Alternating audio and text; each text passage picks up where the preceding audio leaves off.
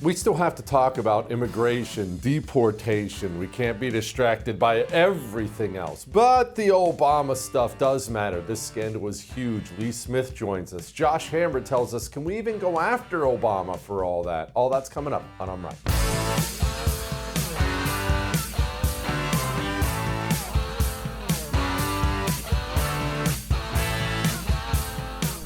I know there are huge issues, huge scandals, and it seems like every single day, us political people, you and me, we get a new one. You know, we're still processing the last one from yesterday or last week, and then we wake up in the morning, we roll over and look at our phones, and we think, oh my gosh, no! And they do matter. The scandals do matter. But we do have to stay focused on the big things too. We do have to prioritize what are the biggest things we can do with this little window of power we have. Right now, we have the presidency, we have the Senate, we have the House, we have the midterms coming up. We might lose something of it. Right now, we need to make sure, in the words of a congressman I used to know, we have to make sure we're keeping the big deal the big deal. This Obama scandal is not to be ignored. It probably is the greatest political scandal in American history, and we'll get to that in a little bit with Lee Smith. But there is no bigger deal than illegal immigration, than massively deporting all of the foreigners who have flooded into this country over the decades, not just the Biden years, but for decades prior to that. Now, maybe you don't care that much about it. You want some deported, but it's not something that occupies your mind. You're focused on other issues. I'm not here to tell you you're wrong. But the beauty of communists is they will tell you where their power truly lies. They will tell you what they're afraid of you attacking. All you have to do is listen to them, and they will let you know, this thing is really important to us. Don't hurt this thing. Please don't touch this thing. Just listen to these people. Here was Hunter Biden recently. For someone, am I going to be like all these Democrats say, you have to talk about and realize that people are really upset about illegal immigration. You. How do you think your hotel room gets cleaned? How do you think you got food on your table? Who do you think washes your dishes? Who do you think does your garden? Who do you think is here by the sheer just grit and will that they figured out a way to get here because they thought that they could give themselves and their family a better chance? And he's somehow convinced all of us that these people are the criminals? Setting all the F words aside, that was a lot, wasn't it? Obviously, we can't just focus on Hunter Biden. It's Democrat after Democrat after Democrat after Democrat. They can't stop running to the camera and trying to keep illegals here. Here's Gavin Newsom. You care about farmers and ranchers? If that's what your number one go-to commitment, then you sure as hell should care about their workers. 41% of our construction workers, Texas and California have the highest percentage of their construction workers that would fall into that category. How the hell do we rebuild Altadena and Palisades? We're going to need a peak next year. We estimate about 70,000 workers. Without that workforce, ain't going to happen. You're struggling here. You imagine a peak there. So I think there needs to be a pathway for those folks as we secure the border, and we own that issue. Do you feel that they're taking American jobs? Not in Tulare County. Not in Ventura County. I don't know many people that want a job out there in those packing facilities. Mm-hmm. I don't see many people look like me jumping at those jobs. I just don't. Maybe there's some exceptions. I haven't seen the evidence of that. Okay. So just as we go along here, we'll do a couple more of these, just trying to keep track of the reasons we were given.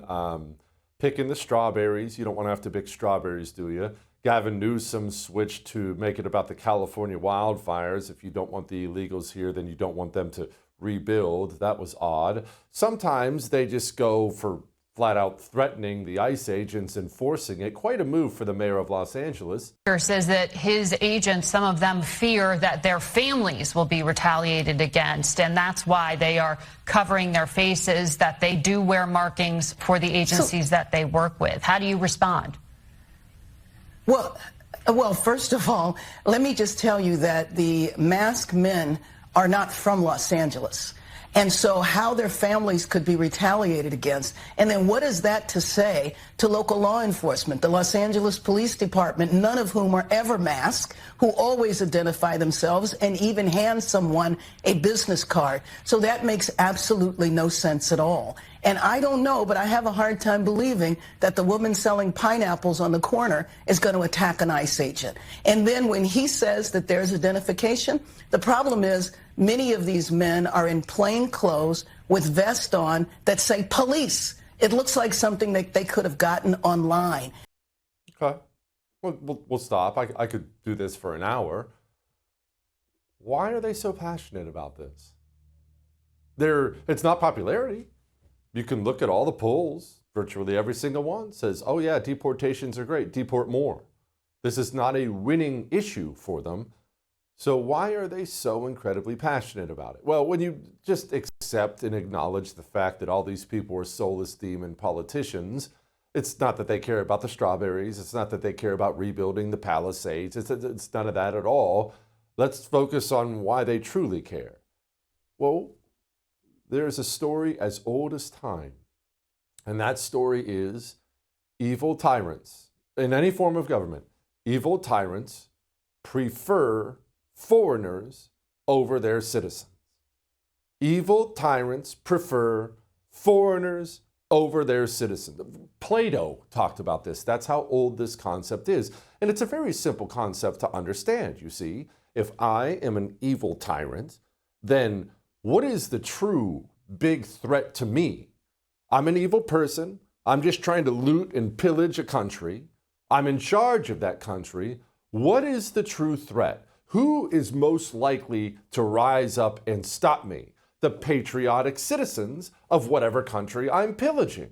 So if I have a problem with the most patriotic citizens in that country, citizens loyal to that country, citizens like you who want a better country, then well, I need some new people in here. I need to bring in some people who don't feel a sense of loyalty to the country. I need some people brought in, essentially call them citizen mercenaries. I need some people brought in who I can pay off with a $500 Visa card and some Medicaid benefits, a room at the Roosevelt Hotel, and they'll crap out 15 kids who will vote Democrat for the rest of their lives. Thus, patriotic citizens like you simply get outnumbered in the end. It's a simple calculation. It's not accidental that the Western civilization countries led by evil people from France to Germany to America to the UK to Ireland to Canada, I could go down the list, are all struggling with this exact same thing. The mass importation of foreign barbarians bringing in drugs and crime, raping and pillaging the people. Why are all of these politicians on board with the exact same policy? Because the policy is good for them. It's about money and power. Back in 2021, this moron Yvette Clarke, again, if you just listen to communists, they'll tell you, Yvette Clarke went on camera and said why she loves illegal immigration. I'm from Brooklyn, New York. We have a diaspora that can absorb a significant number of these migrants. And when I hear colleagues talk about, the doors of the inn being closed, no room in the inn, I'm saying, I need more people in my district, but just for redistricting purposes. And those members could clearly fit here. I need more people in my district for redistricting purposes. Otherwise, I lose power. Not about the country. The country never enters that demon's mind. When she raises in the morning, when she lays down at night, she thinks about herself and power. And she understands the mass importation of foreign barbarians may end up with your daughter raped and your wife murdered, but it keeps her in Congress.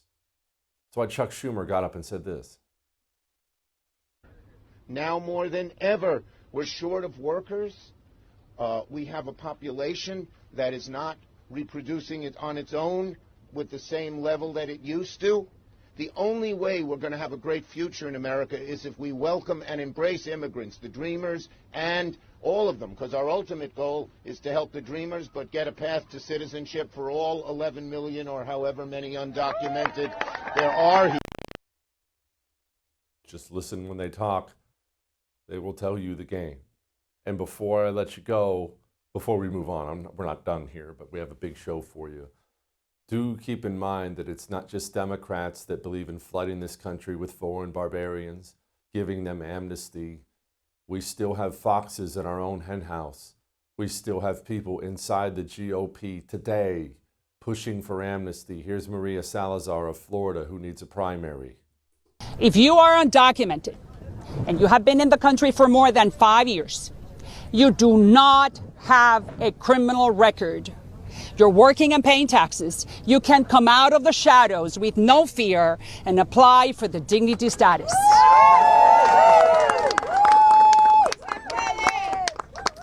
That means they will pay a fine of $7,000 over 7 years, buy their own health insurance with no access to any federal programs, and contribute 1% of their salary to the United States Treasury. That is $50 billion plus. Just do the math. In return, they will never be deported. They will be able to go home for Christmas or to go bury their mother and come back to the United States to continue working and paying taxes. It gives them a dignified life in the promised land. Pretty revealing what these people think about America. You can violate our sovereignty, come over here, pillage this country, and then for a small percentage of your paycheck, we'll allow you to stay here. We need these people out of Congress. All that may have made you uncomfortable, but I am right.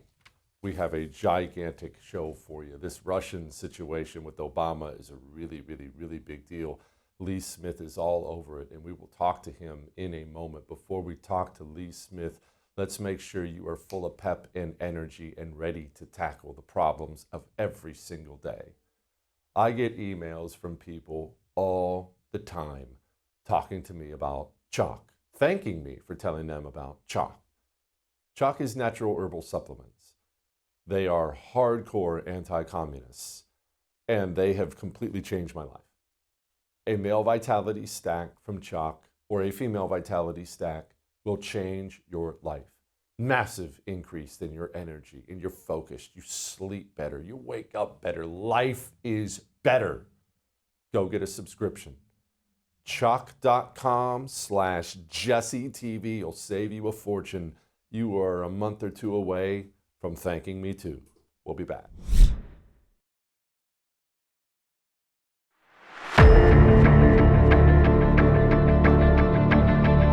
There is irrefutable evidence that detail how President Obama and his national security team directed the creation of an intelligence community assessment that they knew was false. They knew it would promote this contrived narrative that Russia interfered in the 2016 election to help President Trump win, selling it to the American people as though it were true. It wasn't. The report that we released today shows in great detail how they carried this out. They manufactured findings from shoddy sources. They suppressed evidence and credible intelligence that disproved their false claims. They disobeyed traditional tradecraft intelligence community standards and withheld the truth from the American people. I am really struggling not to get my hopes up. I watched that Tulsi press conference earlier today. I've been talking to you about all this week. This has gone well beyond me running my mouth about it on television. The DNI standing in front of the American people saying things like, what'd she say, irrefutable evidence? Is someone going to go down for all this? Joining me now, the guy who was on this a long time before today, Lee Smith, author of, well, so many wonderful things, but the book Plot Against the President, Disappearing the President, The Permanent Coup. None of this stuff is news to Lee. Okay, Lee, Obama being the engineer of all this is, of course, something you and I have talked about for ages. Well, you've told me about for ages. You've been all over this for a very long time. Can somebody go down, and I mean somebody big, not some useless idiot lackey at the FBI? This sounds serious, Lee. I don't know if Obama is going to go down. Yeah. I mean, he's a former president of the United States, though, of course, what the DNI, Tulsi Gabbard said is exactly correct, that intelligence community assessment was changed on Obama's orders. And in fact, that's been out there, and it didn't even take an investigative reporter to get to the bottom of that. That's what their own press was saying. It's Obama who ordered it, and he wanted it done before he left office. So all that is exactly true. Again, whether that points to criminal activity on Obama's behalf, I don't know. But Jesse, the big news that I'm here to bring you, I don't know if it's news, but maybe a new mood. There's lots of reasons for optimism, and one of that, the main reason is that the right people are on board. Donald Trump on the campaign trail promised to put an end to the weaponization of the federal government, and he put people in positions where they can make that happen. Tulsi Gabbard is one of them, but I mean the top name on there is Kash Patel, and reports, in particular from John Solomon, show that that Patel is right now working on a very large conspiracy case going from 2016 to 2024.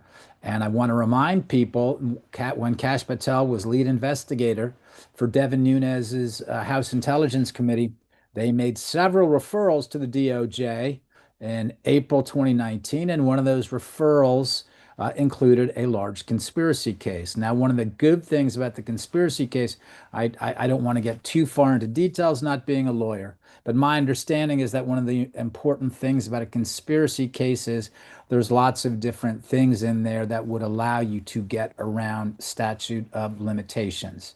So again, Jesse, I know you don't want to play this role, and I don't want to play this role either of Pollyanna, but again, there's reason to be optimistic, and that's why Donald Trump was why Donald Trump won the popular vote in November 2024, because he gave people optimism about a lot of different things, and certainly this is one of them. So yeah, I'm certainly hopeful.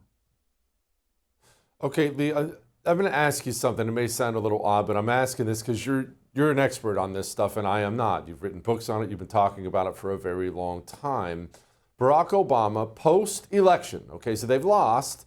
Donald Trump's coming into the White House, takes this extraordinary step, and now we have the documentation. It's not arguable. He takes the step to weaponize the CIA, FBI against Donald Trump. Now, Obama's a lot of things, but a moron is not one of them.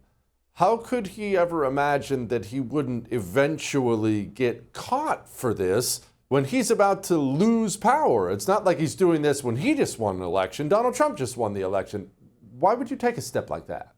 Well, I mean, one argument that people make is the actual Obama. Look, there are two different parts to Russiagate here, right?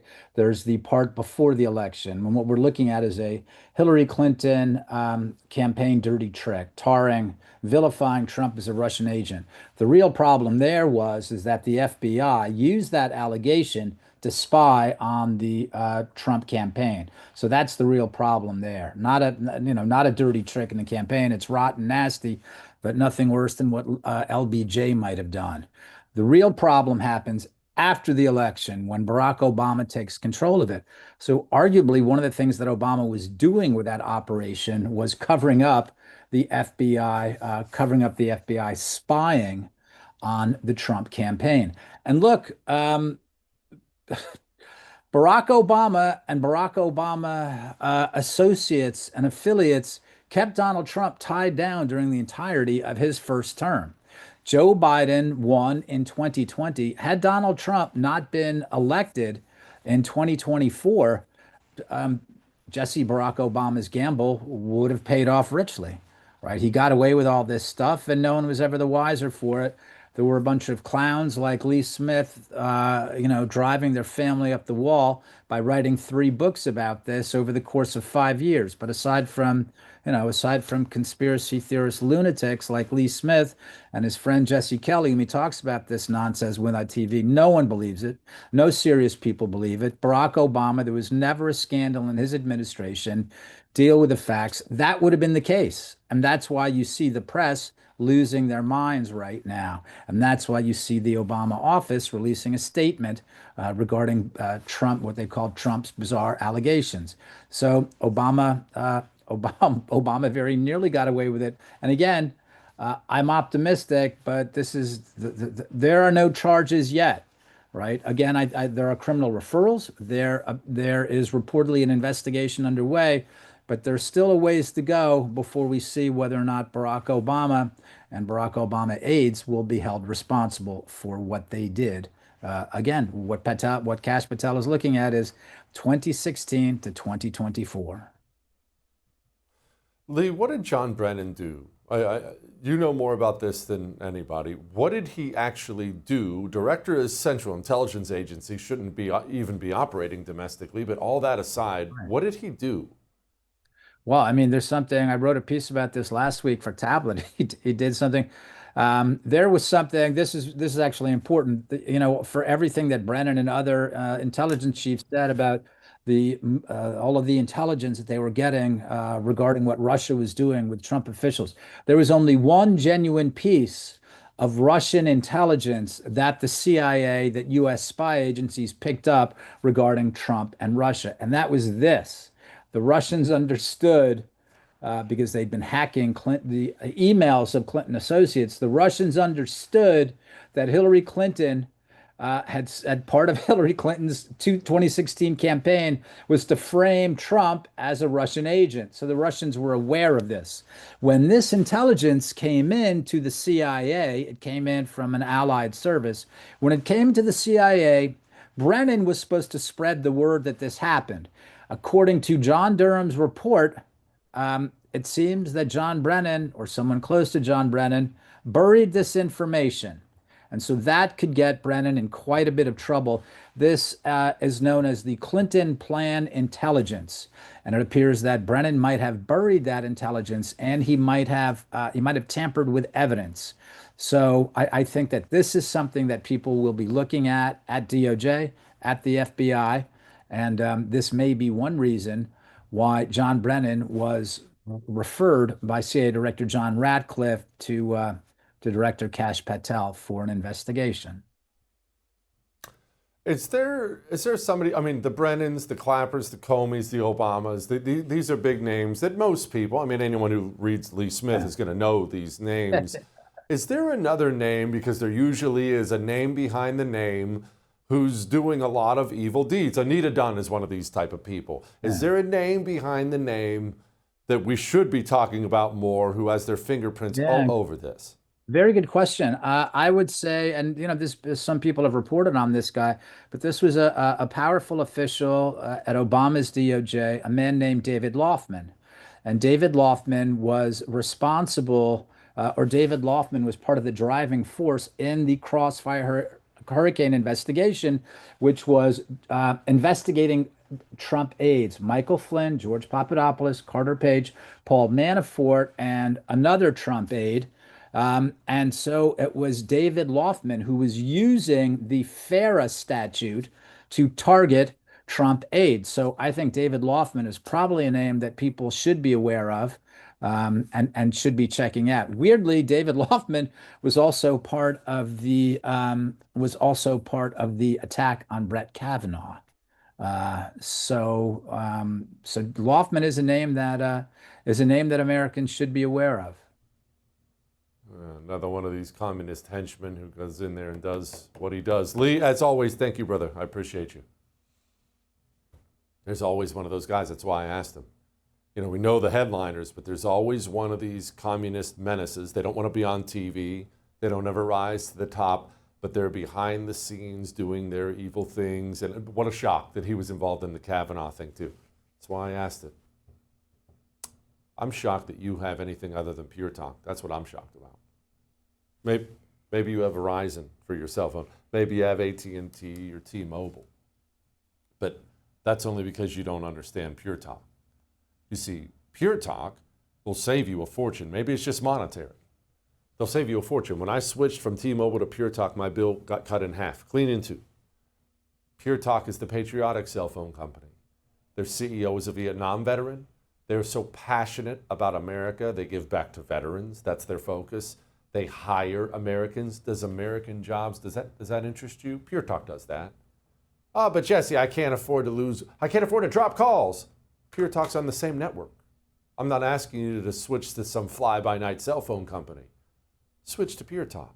There's no reason not to. You want a new phone? They have those too. Keep your number. puretalk.com/JesseTV. We'll be back.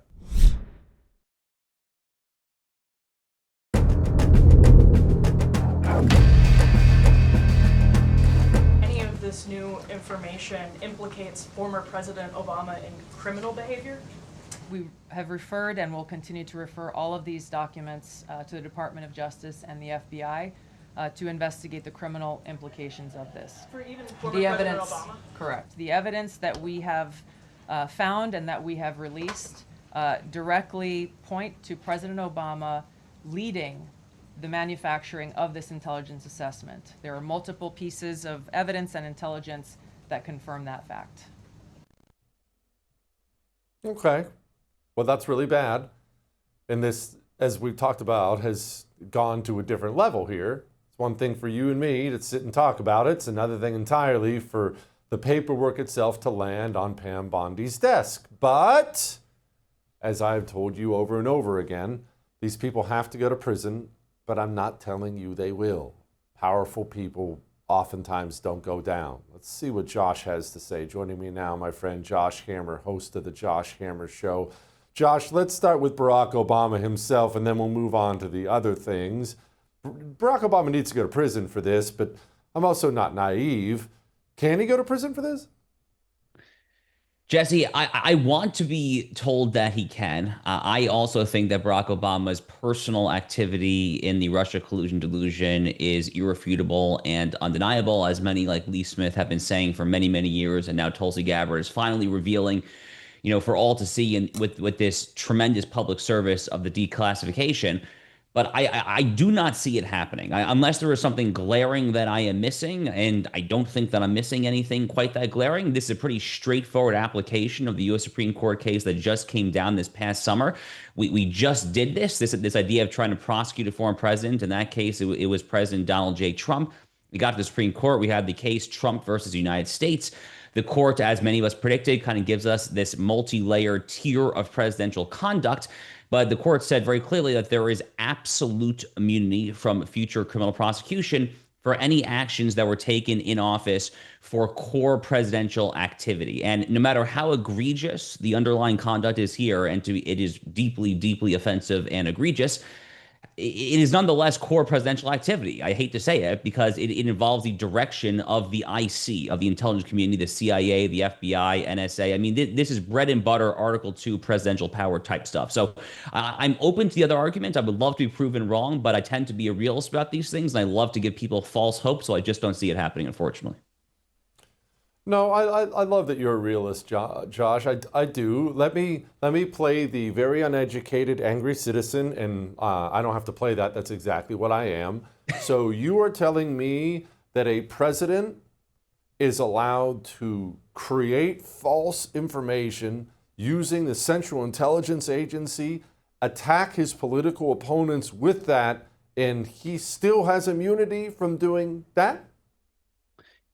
So, I mean, when you phrase it like that, and look, I really, really want to say no, but if you think about what he's actually doing there, he is directing the intelligence agencies to purportedly act in accordance with gathering intelligence. Now, we know that's not what he's actually doing there. He's trying to create this whole fraud, this hoax on the American people, trying to handicap the Trump presidency, in this case, before it even started, back during the transition period. And sure enough, that's exactly what happened, by the way, when Jim Comey tapped Bob Mueller. The Mueller probe takes up literally more than half, over 2 years of the 4 years of the first Trump term. So the Obama plot was unfortunately phenomenally successful in undermining much of the Trump presidency there. But this does seem to me like it falls under the absolute immunity category of the Trump versus United States opinion at the Supreme Court. I'll give you an example of something that would not fall under the category of absolute immunity. If Barack Obama, there's these rumors of Barack and Michelle getting a divorce. If Barack Obama finds Michelle Obama sleeping with someone else and then in a fit of rage takes out a gun and shoots the guy dead there, okay, that's not core Article 2 presidential power. That's a local homicide for the Washington, D.C. prosecutor's office and the Washington, D.C. police. But something like this, unfortunately, I do think Jesse would be immunized there. And I appreciate what the administration is doing very, very, very much there. But I think they're getting a little ahead of their skis when it comes to the specific threat of prosecuting Barack Obama. Okay. All right. Let's set him aside then. That sucks, but that's life. Who can go down, Josh? John Brennan, James Comey? I mean, to use your position, high up position in these powerful agencies, to politic on behalf of Democrats and attack the incoming Republican president, that sounds like a crime that should send you to prison for the rest of your life. Can they go down?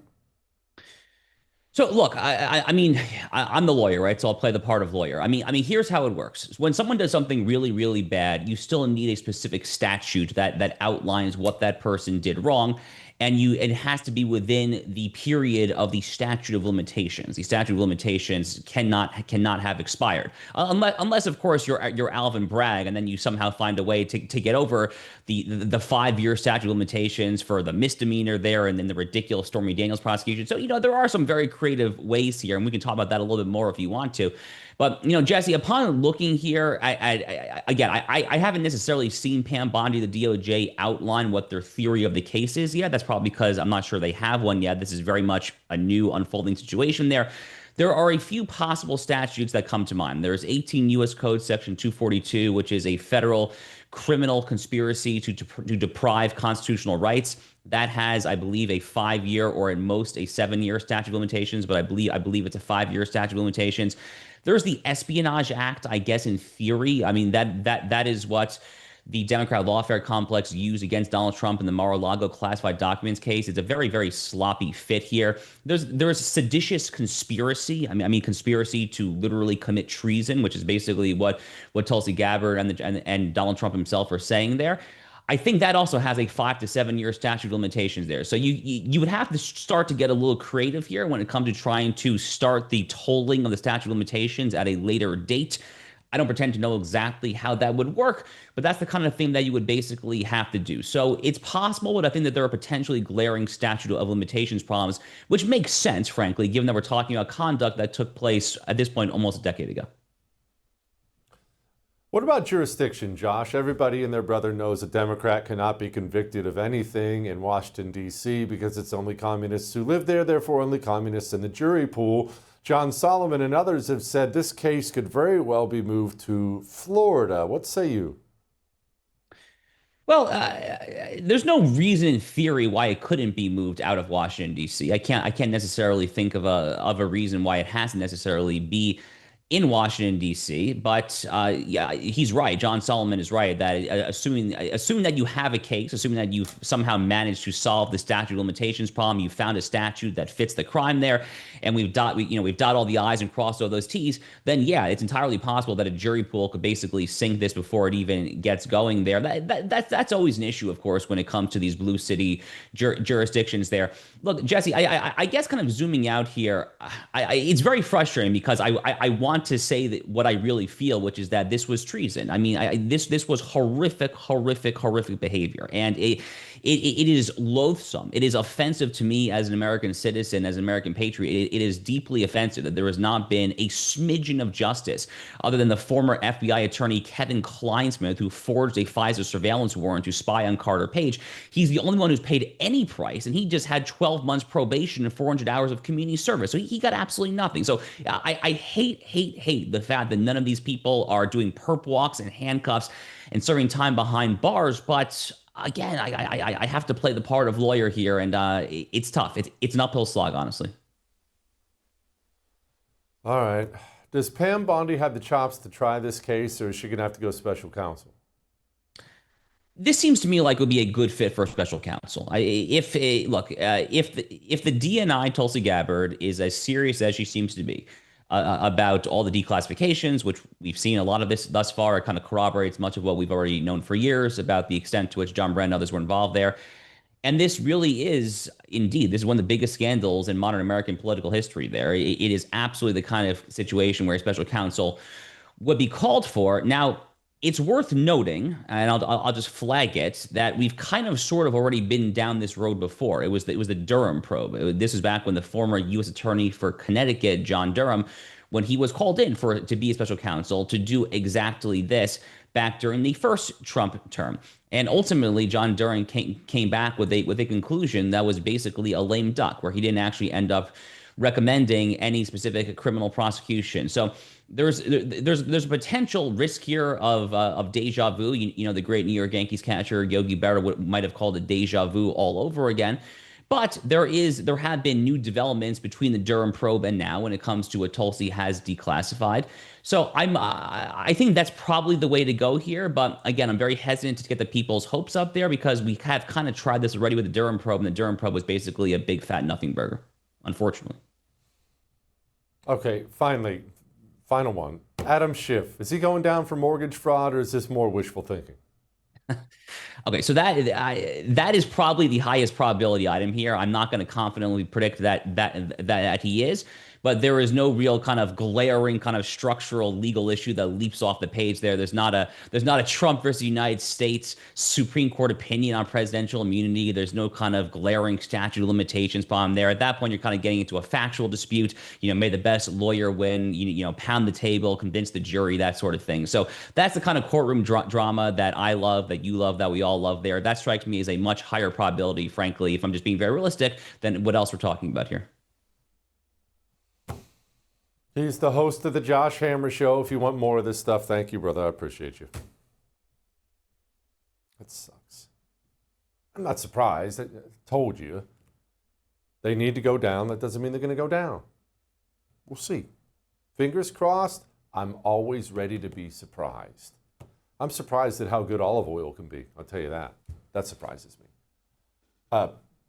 I've always been kind of okay on olive oil. I understand was going to put it in whatever pasta or chicken she's cooking it. I get all that, but not a big deal to me.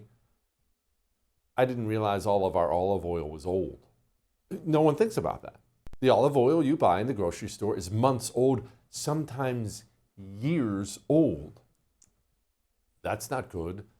Think about how much flavor is lost during that period of time. Now, maybe you don't believe me. Totally fine. I get it. I'm not sure I would believe me. Why don't you get a free bottle, fresh from a farm? Farmfresh246.com. They will send you a $39 bottle of olive oil free. You just pay $1 to cover the shipping. Try one bottle of fresh olive oil. You'll be at farmfresh246.com every single time you need some. Go get some fresh olive oil. Now, we have a special edition of Lighten the Mood. Next.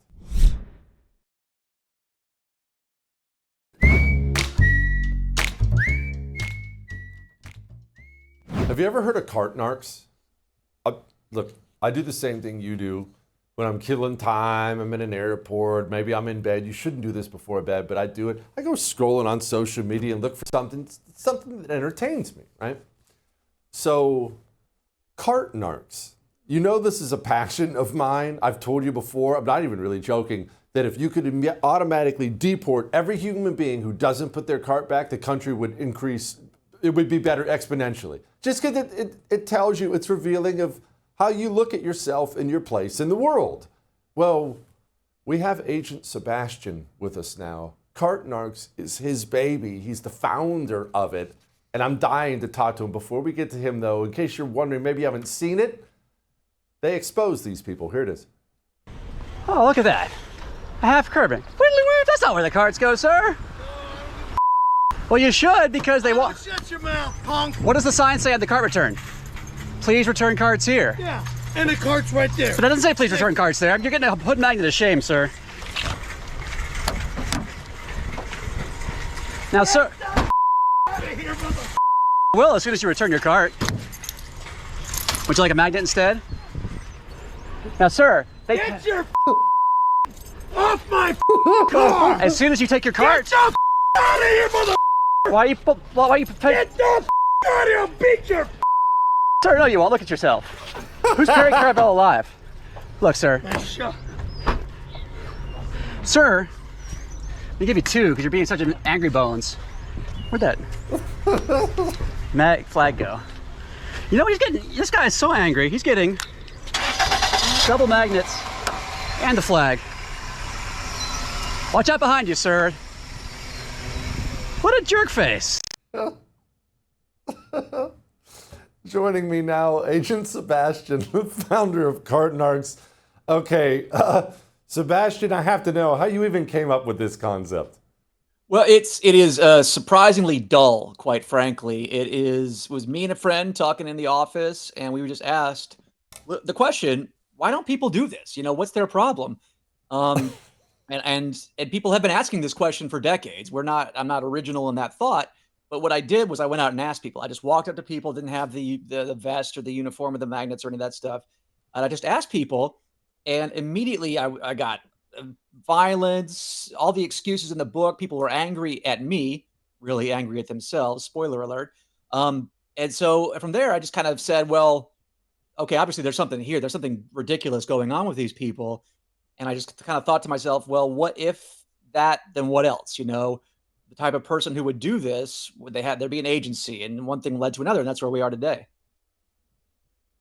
I have to ask, because you're the one who's out there in the field, if you will, seeing these people, meeting these people. Do you notice any kind of a constant theme? And I mean, is it old, young, men, women, white, black? Is there any kind of a consistent theme, or does it just come down to find the self-centered person and there you go?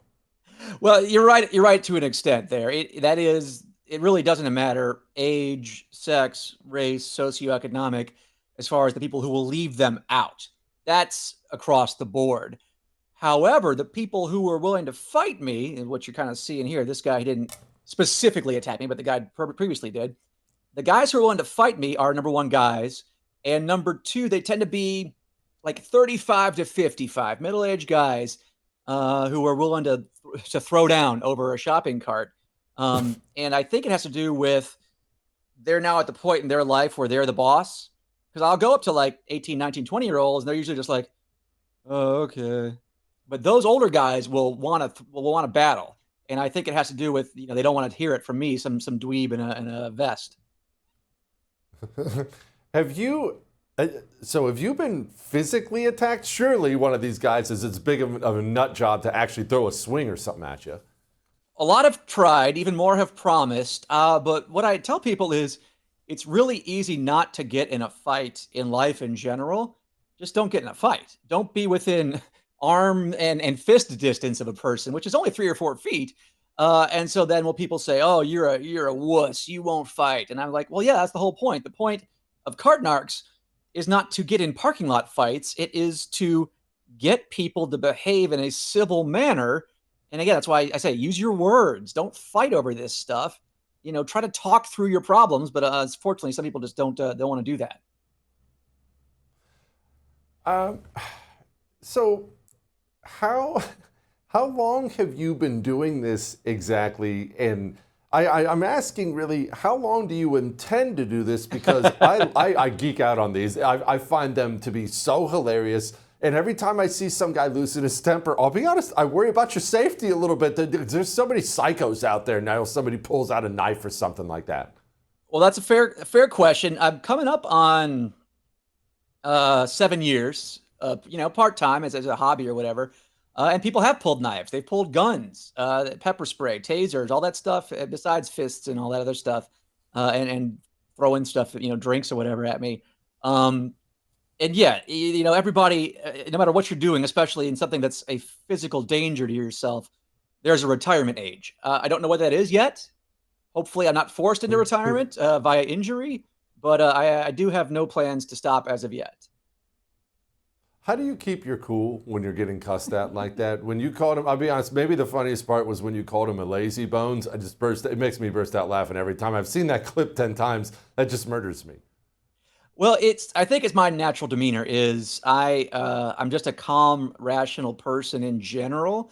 And so I was sort of built for this because I hear that comment. Oh, that's a great observation. As somebody said, I couldn't do Cart Narcs because when somebody started swinging at me and screaming at me and threatening to run me over, I would respond in kind, which I would be to an extent justified in doing so. But like you mentioned, it wouldn't go with the whole mission. The whole mission is to get people to behave civilly. And so a part of it is I'm naturally a calm person, but part of it too is I've done this thousands of times. So I've seen the patterns of behavior over and over again. And I just don't have the need to scream at anybody. Agent Sebastian, it is Cart Narcs. Go track them down on YouTube. You will laugh until you cry. Thank you, my man, for the service you do. I appreciate it. All right. Little something different tonight. I'll see you tomorrow. I would thank you for coming to my YouTube channel, but I know how brilliant it is, and I know you love it here. So subscribe and watch. We're going to start really ramping things up and putting some funny stuff, some interesting stuff out there, some collaborations. Either way, my YouTube channel is officially the place to be. So stick around.